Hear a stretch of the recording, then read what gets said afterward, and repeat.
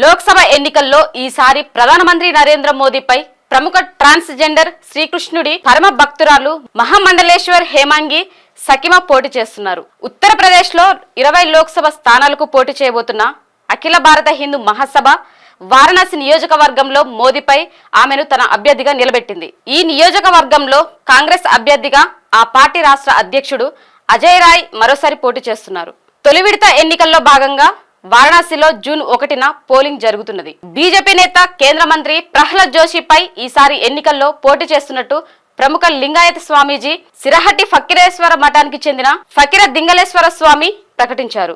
లింగాయత్ మఠాలకు మంత్రి దుర్వినియోగం చేశారని, వారిని అగౌరవపరిచారని స్వామీజీ ఆరోపించారు. అందుకే తాను స్వయంగా ఎన్నికల బరిలో దిగుతున్నట్టు ప్రకటించారు. ప్రహ్లాద్ జోషిపై ధార్వాడ్ లోక్సభ నియోజకవర్గం నుంచి పోటీ చేస్తున్నట్టు తెలిపారు. వీరశైవ లింగాయత్ వర్గాలను ప్రహ్లాద్ జోషి అణిచివేశారని ఆరోపించారు.